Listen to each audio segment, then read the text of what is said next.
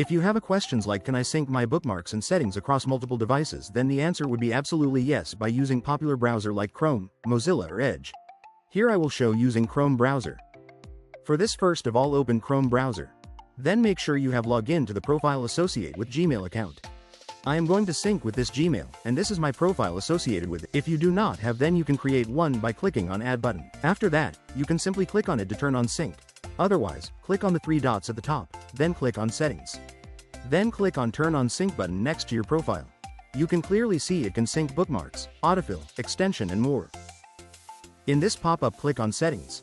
You can make the necessary changes to what to sync and what not to, but for now, I will leave the settings as it is and then click on the Confirm button as shown here. If the sync is successful, you will see a Turn off button as shown here. If you see a green sync icon here, it indicates that the sync was successful. You may have a questions like what happens if you sync bookmarks. Then my answer would be any bookmarks you add, edit, or delete on one device will be automatically updated on all other synced devices. Also, if you lose or damage a device, your synced bookmarks can be easily restored to a new one. Hope you like this. Please like, share and subscribe for similar videos.